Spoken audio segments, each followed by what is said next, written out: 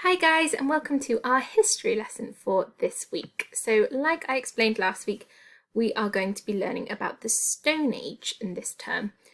So we're going to be looking a little bit closer this week about some things about the Stone Age, because obviously we did our timelines last week, which I've loved seeing. Some of you have sent them to me, so if anyone still has one that they'd like to send me, please do. So today we are going to be having a really quick recap of a timeline. So like I said, at the end of the unit, we're actually going to do a big quiz on it. So I'm going to keep recapping little bits at the beginning of each lesson so that we remember them. So just a reminder that a timeline was a display of a list of events in chronological order. So chronological is that important word here, which means events or something that is shown in the order in which they happened. So today we are actually going to be looking at cave paintings, which was something really important in the Stone Age. So what is a cave painting? So here is an example of a cave painting. So a cave painting is just like how it sounds. It's a painting that was done in a cave. And over the last couple of hundred years, we've been finding lots of cave paintings all around the world, which are hundreds and thousands of years old. So they're a really important way of showing us how people lived in the Stone Age, and they've given us some really good clues about what the people were like. So here are some more examples of cave paintings. So like I said, these are thousands and thousands of years old.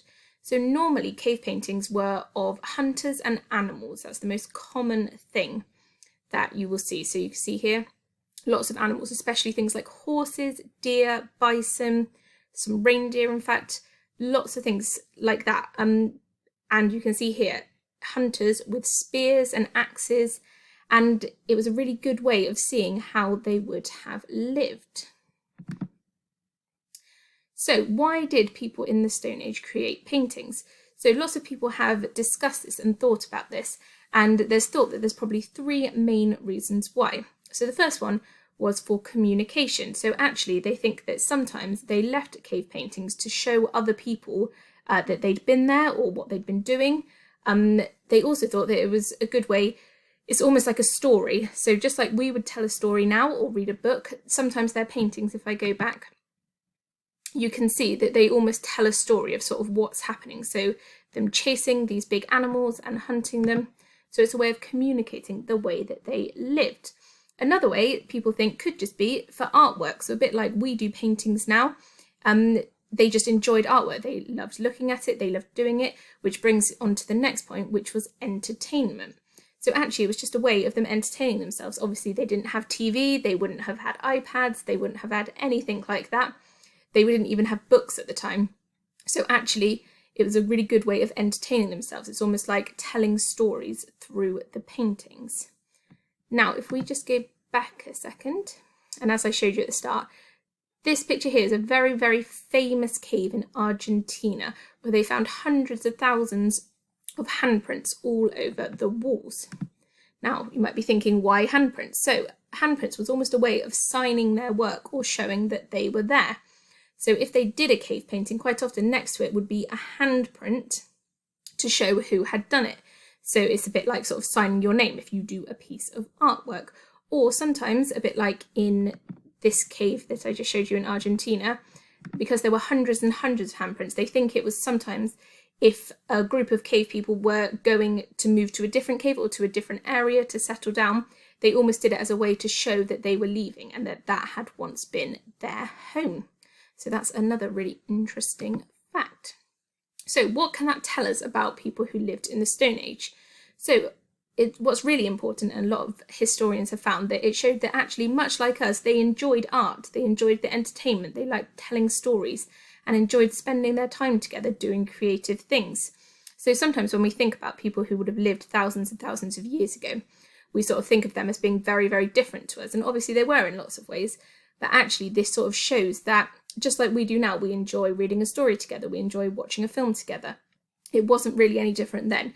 They enjoyed doing things together with their friends and with their family, and they liked creating things for people to look at. So today we are actually going to create our own cave paintings. So this is a really brief overview of what we're going to do, and I'm going to actually show you some pictures next of what we are going to do. Now, all these slides are going to be up on the website under the wider curriculum learning, so don't worry about reading it all now. You can go back in a second. So this is the sort of more detailed instructions that I will just read through with you now. So the first thing you're going to do is obviously you're going to choose an animal. So like I said, you need to try and think of the kind of animals that would have been around then. So maybe you could do a little bit of research and see what kind of animals were often drawn in cave paintings. But I would choose something like a horse, a deer, a bison, something like that. You could even do a mammoth. There are lots of different things that you can do. So the first thing is to draw the outline of your chosen animal in a black pen. Obviously, if you don't have a black pen, a pencil is absolutely fine, but you can draw around the outside. So it says this painting here shows a reindeer, which is similar to some of the paintings that we just looked at. So what they quite often did is draw the most obvious features, so for example the horns, the ears of your animal, by exaggerating their size, so making it bigger than it would be in real life. So if that's antlers, if that's horns, like I said, if that's big ears, then you're just going to make them slightly bigger than they would normally be. Next, you're going to colour in your animal in a neutral colour such as yellow or brown. So you can see here, it's done in quite a neutral colour. You can do it in paint if you want to, but crayon is absolutely fine, felt tip, anything that you have got. Then you can finish off your picture by highlighting certain areas in a different colour. So say if you used yellow, you could do it in brown or red. If you used brown, you could do it in red. It is up to you. But as you can see here, this sort of represents the things that they would have used, because all of these cave paintings, historians worked out, weren't usually done in really bright colours. They were done in sort of natural pigments that they would have found in things like plants. And they were always these kind of earthy colours like yellow, browns and reds. So that will be your finished picture. Then, of course, as we have just learned, you need to sign your picture. So you need to sign it with your hand. Now, obviously, unless you've got a huge piece of paper, you've probably taken up most of the page with your drawing. So you can either do it on the back or on a separate piece of paper is fine. You are going to put your hand down on the paper and make sure that you don't move it. You can then draw around it with a red, yellow or brown crayon or a pencil if you don't have one. Then, as you can see here, you want the white bit of your hand to stay white, and then all around the outside you can shade in with yellow, orange, red or brown, because that sort of gives that illusion. If I go back to the pictures, like here, of where your hand was.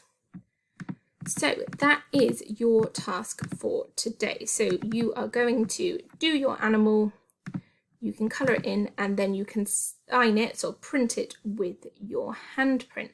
And as always, I would love to see any of these, so when you create one, you can send it to me. Like I said, if you want to do a little bit of research about cave paintings and tell me some interesting facts, that would be super as well.